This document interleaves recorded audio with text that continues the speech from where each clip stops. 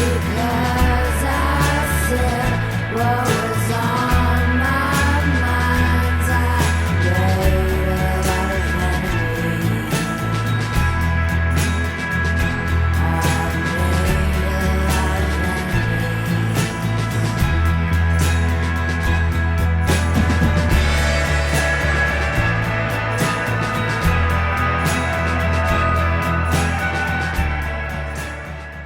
Welcome, everyone, to Science from the Fringe. I'm Bryce Nichols, a professor of genetics at Rutgers University, and I am thrilled to be joined today by Jenner Furst, the director of the documentary film Thank You, Dr. Fauci. Jenner, thank you so much for joining me. How are you doing today? I'm well, Bryce. Thank you for having me. It's been a long time coming that I appear here on this podcast of yours. That's true. We have been trying to record this for quite some time. Let's just be honest. I've been bugging you for a long time to join me on this podcast, and you've been, doing more important podcasts, I believe. I think that's perhaps what's been going on, or doing very important stuff, and I get it. And I thank you for joining me. But I did say to you that I was super excited to record something with you because I always have fun talking to you. Yes, Just me in too, general. Bryce. Me too. And I want to stay focused on the actual, business at hand, which is the movie. So can you tell me, where people can watch the movie now? The movie is now streaming on Angel Studios' platform, and I believe it's Angel /Fauci can get you there immediately if you're not a member of their guild or you don't have the app on your television or I should be better at this, but I would hope that in the episode that you'll put a link to Yeah. the movie. We could do that maybe. I'll do that in post. Okay, good. Well, I'll have it on the screen. I'll put where you can see it, and then it'll be a nice little link. Great. Full disclosure, I am featured in the film, Jenner. Let's just be honest. And I did want to confront you to say, I thought maybe I should have had more lines. I agree. It was hard because every time you were on screen, you just blew up the screen. And so we forgot about COVID. We forgot about Fauci. We forgot about everything. And all we were focusing on was Bryce because the star power was so overwhelming that I got a lot of notes that, how are people going to keep focusing on Fauci with this guy Bryce here? He's just taking over the show. Thank you for saying that. I will try to tone it down if I do get a chance to be in any future films on this or other subjects. So can you pitch the film to the listeners of Science from the Fringe? Okay, well, in short, I decided to take a risk in committing career suicide by going after probably one of the most powerful bureaucrats in American history, whose pedigree and reach in both the scientific community and in the media is quite impressive. If one word you could use, the other would be frightening. And that man is Dr. Anthony Fauci. And I was approached by some folks who had raised independent financing. They believed that no major media outlet was brave enough to tell the story of who this man really was, a man who portrayed himself as America's doctor, a scientist, someone committed to the field of science and medicine. And in actuality, Fauci was a very shadowy character whose reach in the American government was pretty extraordinary, and who found himself in some very ethically questionable spaces right off the bat in his career. And I think that story for me, COVID was an entry point because America, it was really the pinnacle of his career. He had had a lot of exposure in the AIDS pandemic, but what we lived through in the COVID pandemic and seeing him on the screen every day, America pretty much either loved him or hated him. And it was in a way split down the middle and completely politically divided with how people felt about him. So that's a long-winded way of saying these folks approached me to look into Fauci and to try to tell a story about him that the media was not willing to tell. I was cynical, and I spent about 3 hours on the internet doing a deep dive to make sure that I was current. I can't say that I was someone who did not believe that COVID came from a lab. It felt very obvious to me in the beginning, but I wasn't really paying attention. I was just trying to survive during the pandemic and work, and I wasn't spending a lot of time on social media. So I was kind of tuning this story out. But to me, what was the most sort of frightening thing that I found was that there was like 200,000 pages of evidence that not only did this virus most likely come from a laboratory, that this research had been happening for years, arguably close to a decade, some of this research that culminated in the virus, and that there was the largest scientific cover up in history. And it was all documented, and it existed in emails and Slack messages and completely fraudulent scientific papers. And that's when I met you, Bryce, because after about those 3 hours of realizing that there was definitely a there, I decided to reach out to all the most prominent people who had been speaking out about it. And my filter was not to focus on people who were sort of shock jocking the story and using it for clout and making money off of the story and pitching sort of wild conspiracy theories, but to focus on scientists who had argued that the data alone was enough to prove the origin of this virus, and that the data alone about the research that had been, happening, these were the most important things for me to focus on. People who had firsthand experience working with Fauci, or people who had firsthand experience challenging his research agenda in years past. And that led me to a gentleman named Dr. Richard Ebright. And that's how I met you. And I was very grateful because early in my pursuit, Ebright was a pollinator for me. And I think he vetted the fact that I was willing to tell an honest story and that I was not afraid of the political consequence. And I just wanted the truth and to showcase brave work that others had done. And he opened the door to a community of people, scientists, writers, investigators, former government officials. And I was lucky enough to meet an all-star cast of people who had been trying to expose this story or expose Fauci for the last 20 years or more. So it was a daunting assignment. I did lose my mind a couple times. I don't know if I ever got it back. I can say that honestly, I don't believe I'll ever get back sort of the innocence. I think there was an innocence lost factor. I've seen the belly of the beast, and I will never be the same. I've emerged from Plato's cave, and I'm blinded by the sun. So I do feel very frightened by the things that we've learned over the course of the investigation that you were conducting with your peers around biosafety, but what I stumbled into, and going all the way back for me to even just trying to understand facts about the AIDS pandemic itself, or looking at Lyme's disease, or looking at a lot of Ebola in Africa, and sort of questioning all these different things that I wasn't questioning before. And I would say that I now live on the fringe with you, Bryce. I live on the fringe. I think you've always been on the fringe a little bit, Jenner, in terms of questioning, like, the official narratives of things. Wanted to get back to, you mentioned a lot of the sort of characters in the movie, including, I mean, obviously me. Number one on the call sheet. Yeah. Name above the title. Can you go over, and then you mentioned Richard Bryce Ebright. Nichols, thank you, Dr. Fauci, and then everything else underneath it. I had suggested to you the other day that perhaps in time for Christmas, there could be a director's cut, an extended director's cut with just my interview as really it, as the film. I actually enjoyed your interview, and I'm not lying. I really did enjoy your interview. I think I'm not lying, as you. I'm not Important lying. to clarify. I'm not lying. Right. I'm willing to take a Usually polygraph. you'd be lying. Right. Yeah, I'm willing to take a polygraph on this one.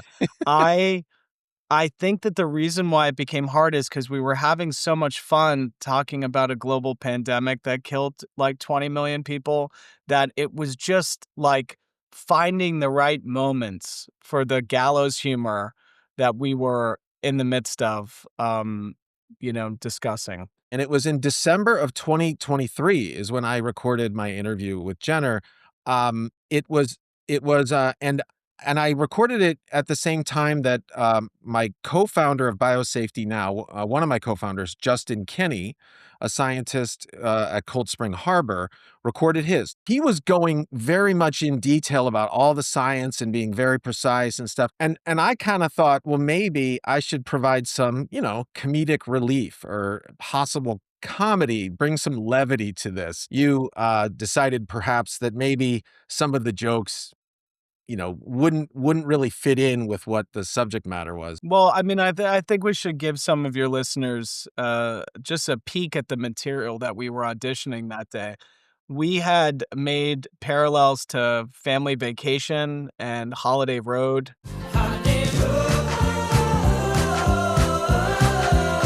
And I think that one of the highlights was you comparing Proximal Origin to Paul McCartney's Christmas song, in that it was arguably one of the worst Christmas songs in your opinion, but that it plays every year. It played so much. It just is playing, similar to Proximal Origin, which arguably is the worst scientific paper ever written. It's not even scientific, and it is just getting so much play after it comes out. There was an additional piece, which was that Paul McCartney is this, is a great musician, right? So you would expect him to put out quality, and instead he puts out this just turd of Simply Having a Wonderful Christmas Time. It's just a horrible song.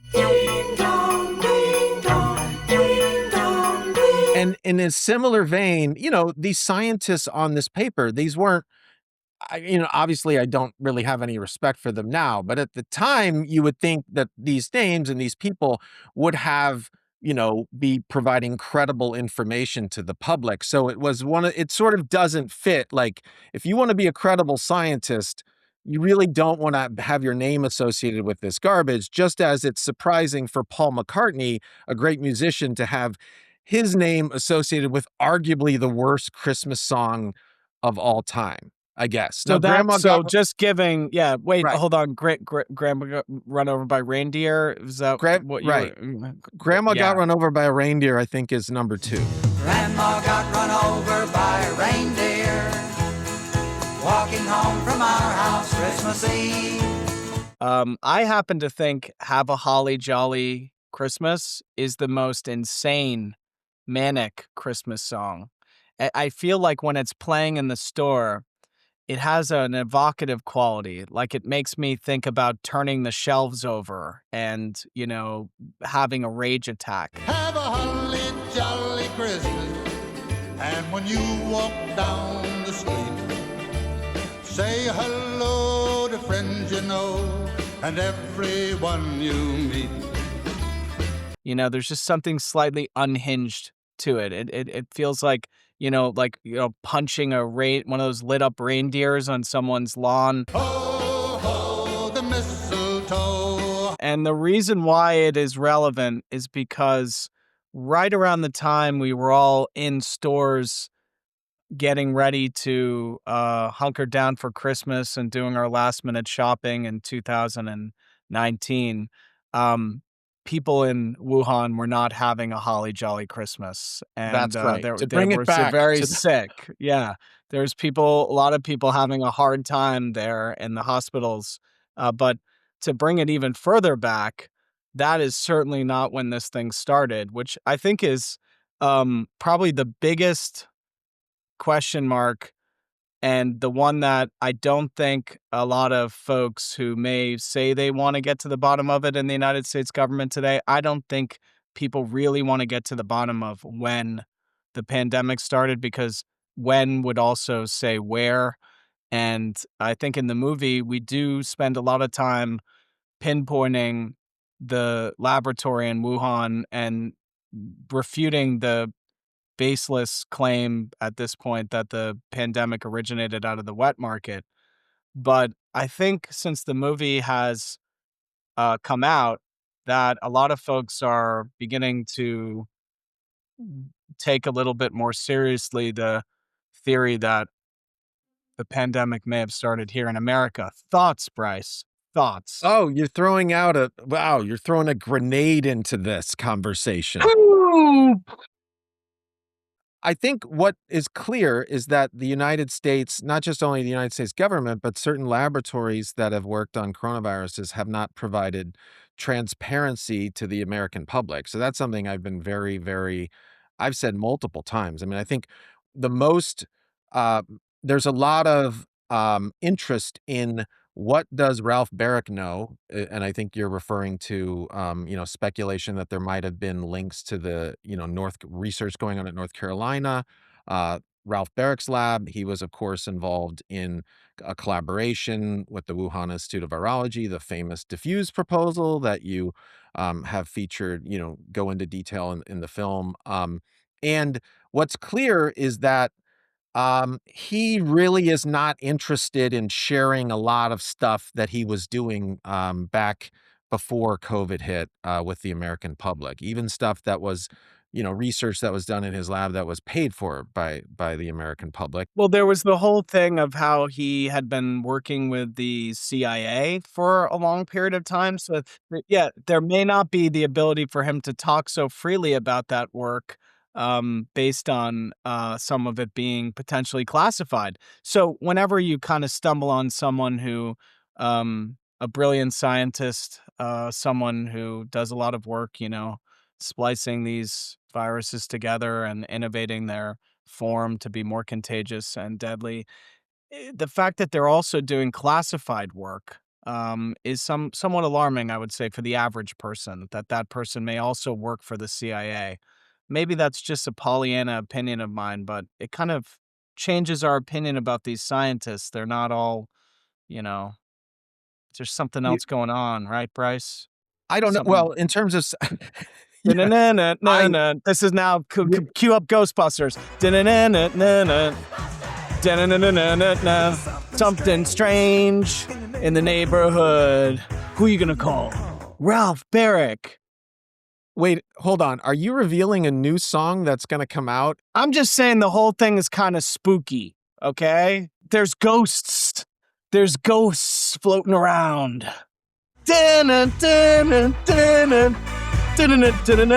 Sorry. How about this? If I knew anything about what's going on or had gone on, I would provide clarity to the public, right? I would love to do that. Can I just stop for a second? We're not going to move past this. Are you Venkman in the Ghostbusters metaphor of the hunt for answers on the origins of COVID and biosafety? The ghosts are the parasites and their, the sort of pathogens and their creators, right? I think that you in the Biosafety Now, Yeah. okay? Biosafety Sure. Now, Yeah. I would say that you're Venkman, okay? And I would say that Ebright is Egon Spangler. Okay, now who's Dan Aykroyd? Neil Harrison. Neil Harrison is 100% Ray Stantz. Yes, and he is another person who is featured in your film. He's got the yellow hoodie. He is a star. He's a complete star. See, what's interesting that happened, it's a study in the human condition. Neil grew a beard after the film and wanted to kind of drift into the crowd and not be noticed. Whereas you, I think, have had a glow up of sorts, and that you now want to pursue a career in acting, which I think is Yeah. or in Something. you want to be in the limelight. That's Correct? absolutely true. I've always Okay. said that very publicly. Like, I want to be the public face of everything, like biosafety. What else is there? COVID, or You I want to want to be on take the over. cover of Men's Health. Just Okay, just just be real. are you GQ. okay? Let me point something out, Jenner. I need to point something out to you. Absolutely no one wants to listen to this episode right now. It is merely us literally just making a mockery of ourselves for the American public. No, you're a serious scientist. I'm not a serious person at all. What do you? Why do you want me on this show? What do I? No, I want you on this because you made a movie, and this I movie is calling for a. It exposes this, as you called it, this massive fraud, this massive cover up. We had all of this hope for change. We had all this hope that things would be different, that with the new leadership and whatnot, and people saying the right things, that once they came into power, that maybe we would get some things like major changes on the key issues here. Do we really want to know the origin of COVID? Like, do people that say that actually want to No. provide that to the public? Or is No. it better just to talk about it because you can get Political capital.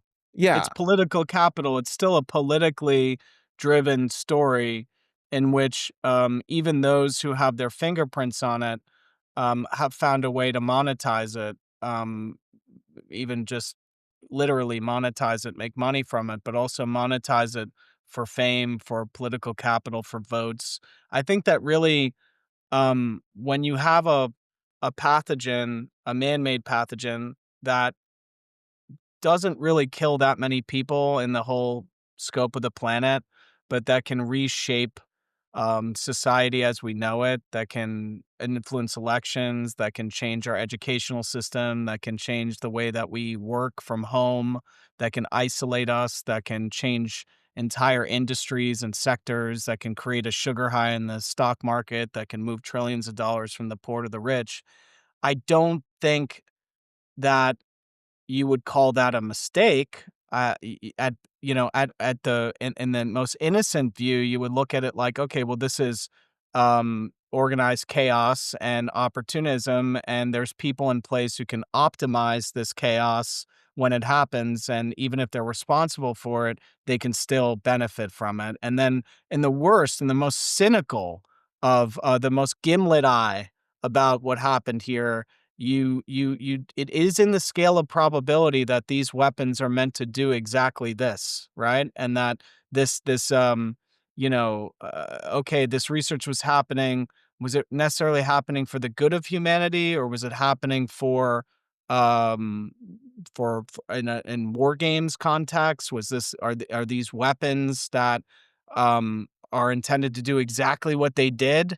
You think of bioweapons as something that's meant to kill everybody on the planet, but what if it's just meant to do exactly what it just did over the last 5 years? To me, that's probably the most thought-provoking thing. And then the gain-of-function debate, obviously, this is why would honest scientists in pursuit of empirical truth play with the very fabric of our humanity, right? Like existentially put us at risk.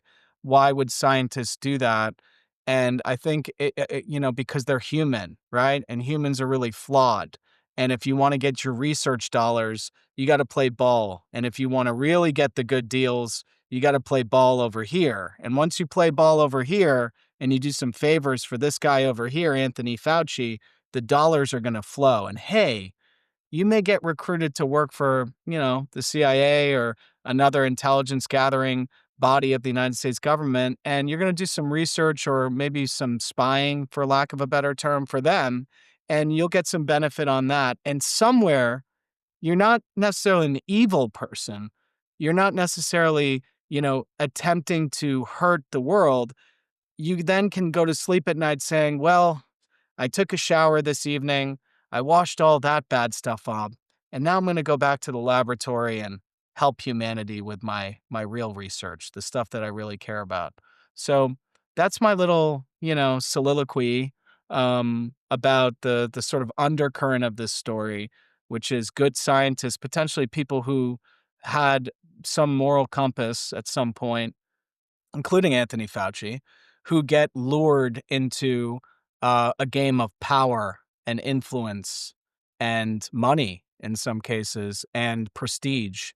And I think it's intoxicating. And I think if you look at Fauci's early career, very intoxicating. And it gets to a point where you're no longer enacting, performing, exploring science. You're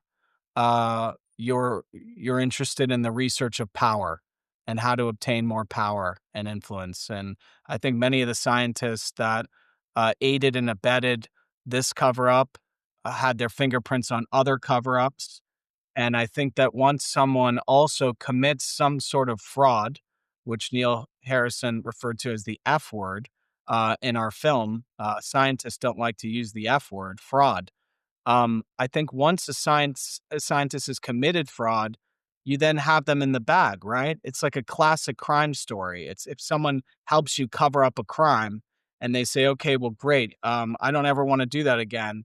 Chances are you're going to get a phone call later, or at least in a classic, crime sort of shakedown extortion model film, you're going to get a call later saying, I need you to do something else. And the person's going to say, I don't want to do that. I thought I was out of that game.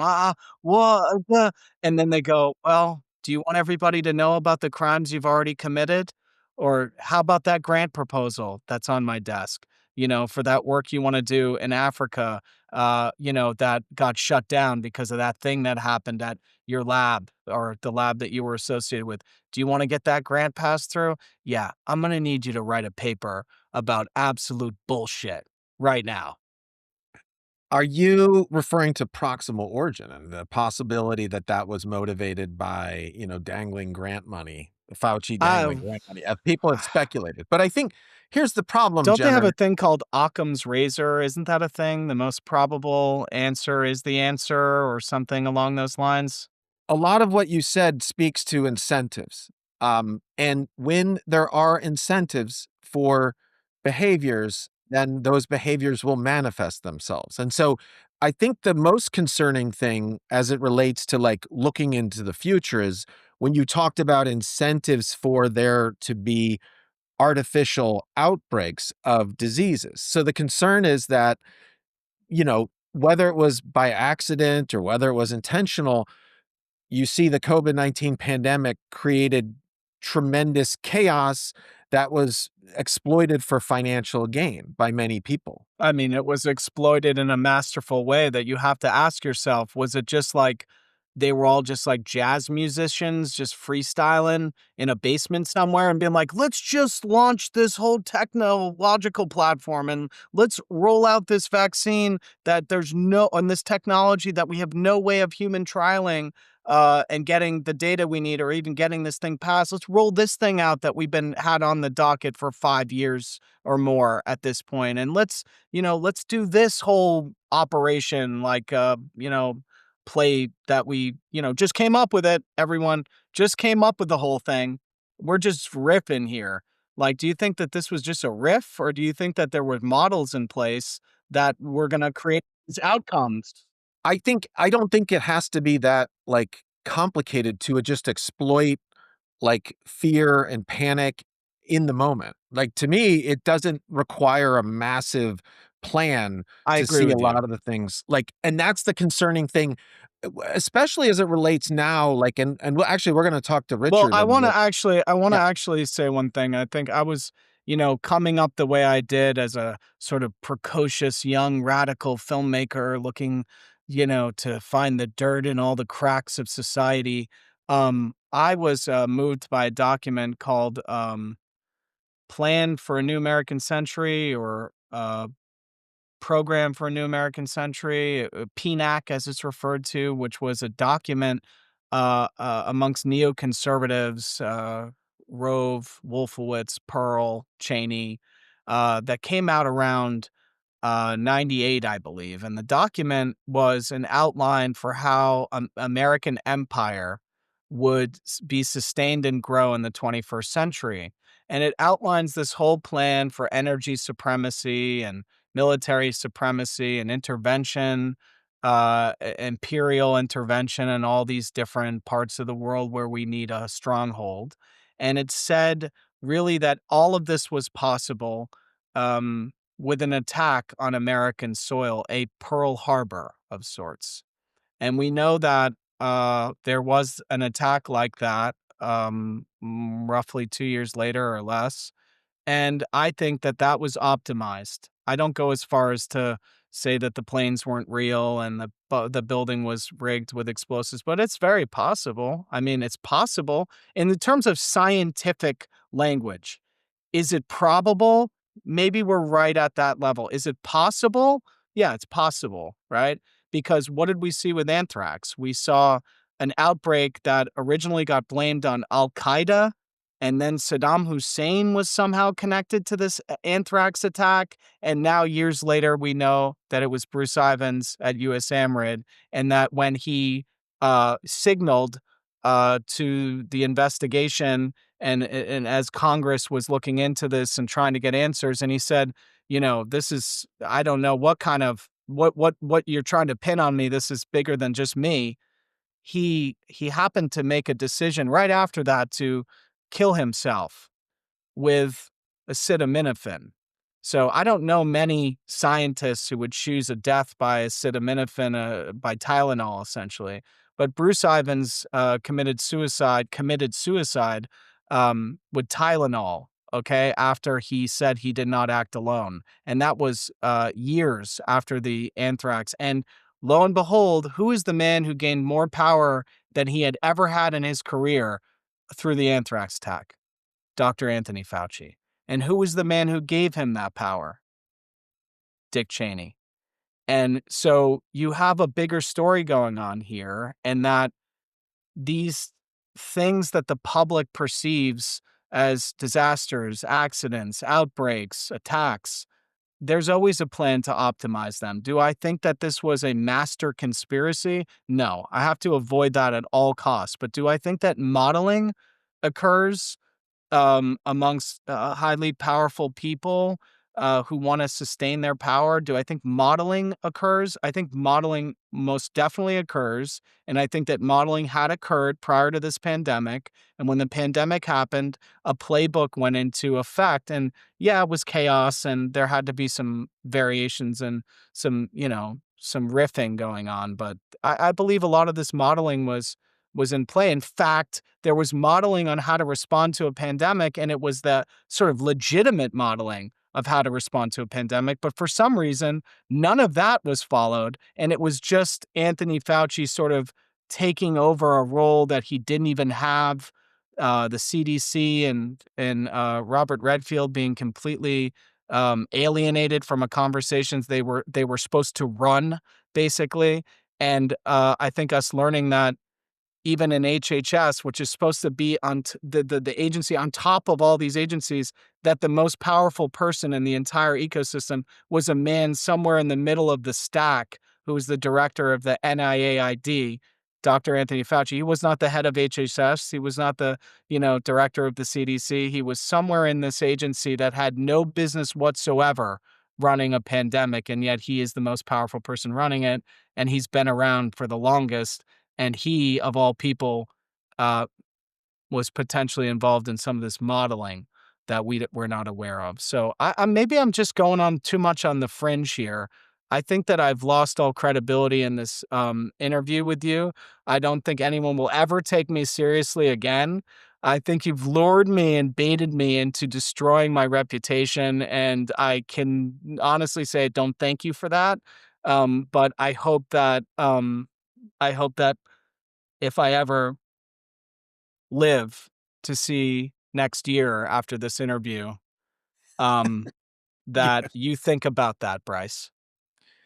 Okay, there's a lot that I'll say to unpack there, Jenner. First of all, I'm not sure I lured you into anything, and I will take out the stuff about you thinking the moon landing was fake. I'll take that out in post. Don't Well, worry. let's be real. Stanley Kubrick was an absolute Right. visionary who Right. in Space Odyssey 2001 had like blown people's mind, right? With the way in which he rendered space. So it's probable that the moon landing is 100% real, but that in the midst of the Cold War, you cannot have an astronaut's head explode on live television, or you can't show up to the moon and some giant dragon comes out of a hole and goes like, roar, right? Or like if the spaceship just like goes kaputs, right? And it just like explodes, right? You need something to like be like, okay, cut away, beep, okay? And there needs to be another tape so that you have some time to adjust and so that the American public doesn't like go into a frenzy and have a nervous breakdown, right? And so I believe that it is probable, possible, and even probable that Stanley Kubrick was contracted in a clandestine top secret mission to make an alternate tape of the moon landing, but that it wasn't used. And that maybe people have dissected the footage and be like, oh, I think that just that one clip is just a fragment of his tape. But I think that there was the potential to cut away and it wasn't used, and we 100% landed on the moon and the earth is not flat. And there's some other things that I believe that are just, I guess, in line with your scientific empirical process. But I do believe that Anthony Fauci is a fuckface. Is that qualify What? me to be on your show? I don't think he's a good man. I think that he may have been a good man. When I was doing it, I looked at it kind of like a Black Mirror episode or a Twilight Zone episode in which sort of an earnest scientist who wants to make it gets tempted by some guys in suits who say that they can really make his career something special. And it's like you flash forward all throughout the years, and there's this moral dilemma for which he's convinced to take, not the right turn, but to take the left turn, and essentially you get to the point where he is in the pandemic, and you're one of the most famous scientists and doctors in America, but that fame is really infamy. It is not necessarily good-hearted. And so he may have wanted to be the most famous scientist in the world, or the most famous doctor, or the most powerful doctor and scientist in the world. Because, he's got kind of a Napoleonic kind of megalomaniacal thing going. I think, anyone at home who studies the sciences of psychiatry or sort of, Jungian, analysis, just feel free to message Bryce your opinion. But I do think, lot of people that follow science from the fringe fit into that category, by the way. Yes. right? So Right. I think we've got a couple of those personality types. So I view it kind of like, because what am I, right? I'm not a scientist. No. I'm not even a good filmmaker. I mean, a fifth grader could have That's made the movie I bullshit. No, made. you are, Jenner, I'm come not on. even, I can't even screw in a shelf correctly, okay? Like, I'm not someone Can who's I reveal exceptional. I didn't go there- to MIT. I lived in Brookline. You lived in Oh, I did too. Brookline. You were I did going too. to MIT. I was I was working going to for Death. Harvard, not MIT. No. You went to Harvard? Right, You not went MIT. not MIT. Whatever, you went somewhere that was really good and everybody knew it, and I was working for Death Wish Piano Movers, okay, and wearing black fatigues and moving furniture, all right? I'm an imbecile. You're a smart man, okay? Why am I on your show? I don't even know about science. No, the perfect fit for my show, frankly. And Jenner, by the way, when I did that interview, I think you took offense when I drew some parallels between you And do you remember this? Like I referred to you, so I kind of suggested you had some characteristics like of Kanye West a little bit about That like was very offensive. right, but I meant it in a way He's that a was genius. He's clearly a genius, but he's also somewhat unhinged. So you were kind of referring to the fact that you appear to be manic, sir, and I'm happy to sit through your interview. You seem very smart, but not connected to reality. also.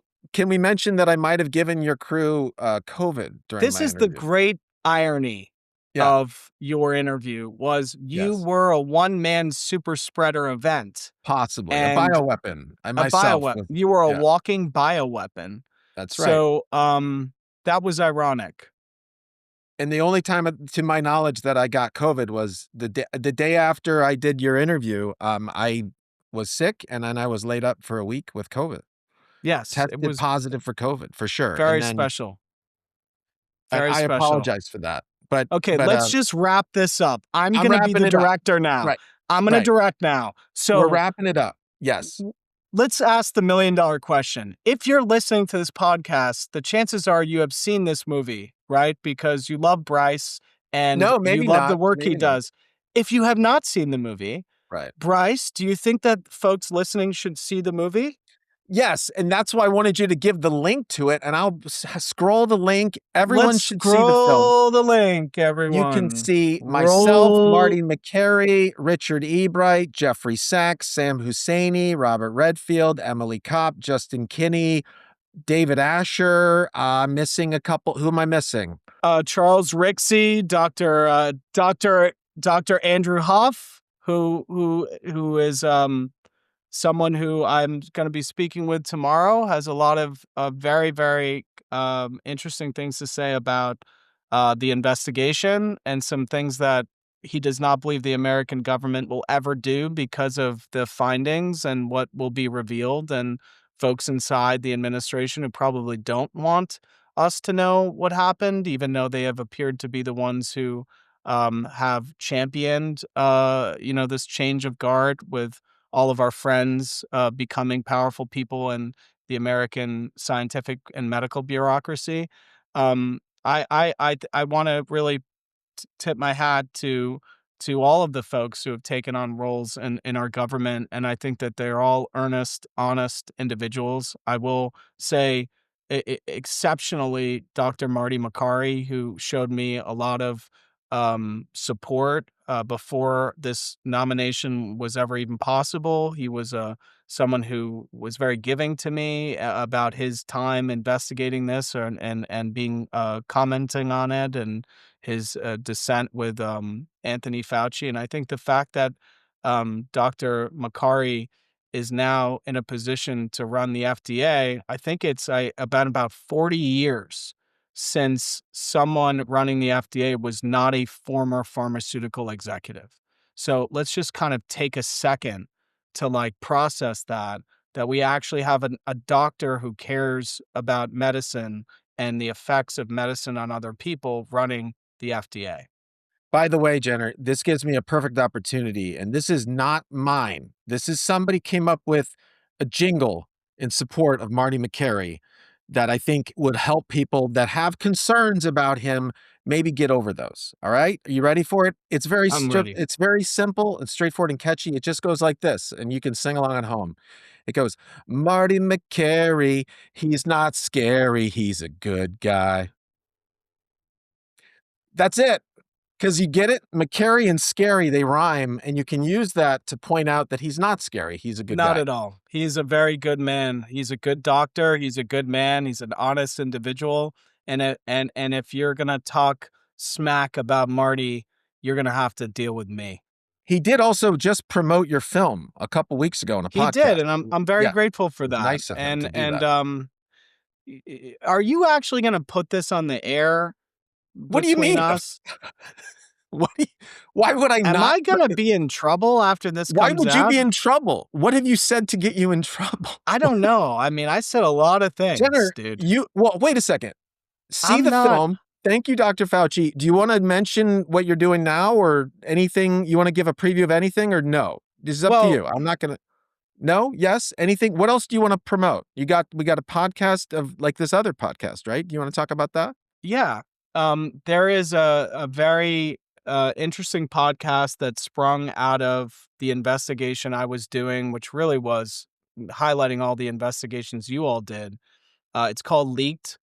It's from Tenderfoot, which is one of the premier true crime producers in the podcast world, and Payne Lindsay, a man, a journalist, an investigator with over 100 million downloads of his own. He had um, kind of fallen into what I was doing through his partner there at Tenderfoot. And I had a series of conversations with him about the film, and he decided to kind of like watching the detectives kind of vibe. He watching the detectives. Ooh, right? Okay. Right?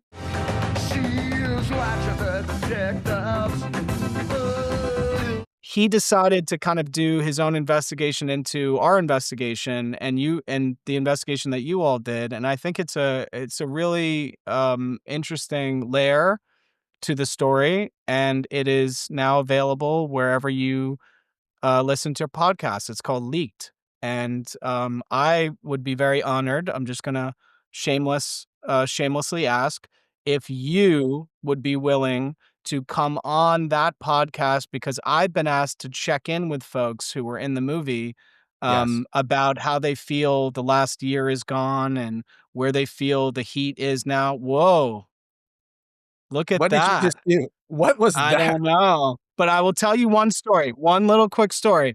I was on a Zoom with our producer for the film Attica, and I was talking about the CIA and how I believed that they were listening in on what I was doing, but that they were not intending to hurt me, but that I was getting signals every once in a while that I was on the right track, and balloons came on the screen.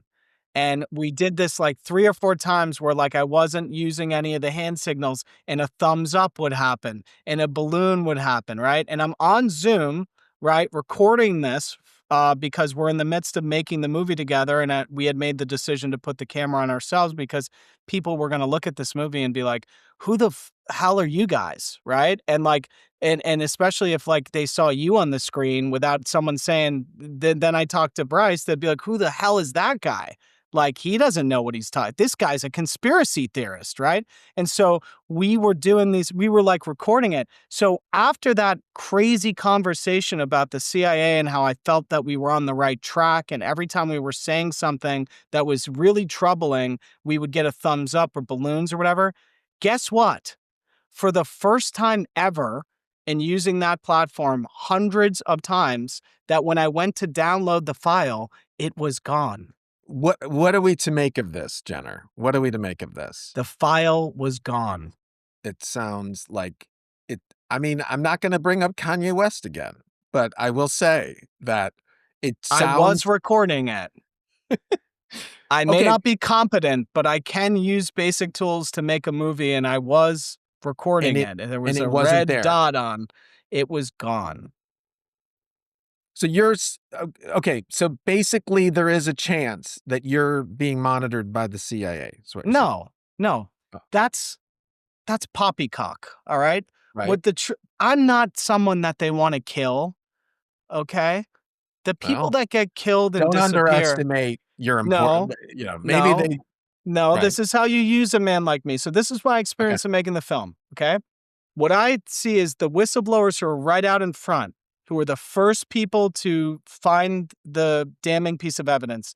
They get disappeared. Okay. They get unalived. All right. And that has happened in history a lot. But the loud, kind of idiotic, buffoonish filmmaker with a big crew who's got all sorts of podcast appearances with stars like Bryce Nichols, they don't kill that guy. What they do is they feed him misinformation through a series of different people coming into the fray as they're making the movie. And they're saying, Anthony Fauci, he's not the bad guy. Captain Crunch is the bad guy. Okay? Or this isn't about pathogens. This is about aliens, son. Okay, so things like that, even though that wasn't exactly what happened, things like that, or this is all about China, right? And then we don't hear anything about the United States.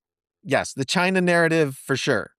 This is all about dangerous communist China, right? I think the United States had a role in it. To be fair, I just wanted to make jokes with you, Jenner. Let's be honest. Maybe what was I trying to do there? And I none of don't the jokes are about consent China. to this episode ever being broadcast. I am revoking my consent. What? Consent to what? My career already doesn't exist anymore for a lot of reasons that really had nothing to do with this movie because I'm just kind of an asshole.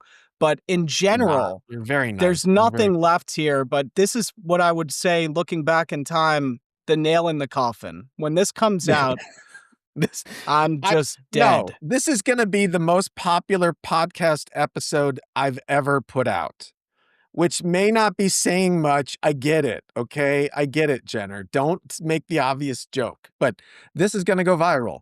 No pun intended. Well, I'm not going to put it on my platforms because I've It's got okay. 2,000 people tuning in on Instagram and about 3,000 people on X who care what I do. Yes. And you will not see me exposing this to that massive platform. It's too hot for that. It's Too hot. I will not put this on my channels, and this will not be promoted by me. It's a big machine, Bryce. You're missing out on a lot of people. I don't know what I've done here, Jenner. All I wanted to do is have a conversation with you because I love talking to you. I love the film. I'm trying to promote the film, want to get the word out. And Don't watch this movie, guys. Don't watch this movie. Is somebody in the room sucks. with you? This movie's horrible. You should Movie's not great. watch The movie's this. great. I got to say, the end is the Don't best. watch this movie. The end is the best part. Jenner, not going to spoil why the end is the best part, but it's the best There's part. a guy in the end that honest. I'm on the phone with. It's There's a one guy. of the stars. One of the stars. All right, Jenner, with that, I'm going to wrap it up and say thank you very much for joining me on the Science from the Fringe podcast, or whatever we call it. I'm going to put this out. We're going to get some reaction. I don't know what we've accomplished. Nothing. We've accomplished absolutely nothing. But I had a lot of fun, and I'm going to regret this. But I think in a good way, like sort of when you go on that date and something happens late at night and you wake up and you kind of were blacked out. I'm going to regret this, but in a kind of fun kind of way.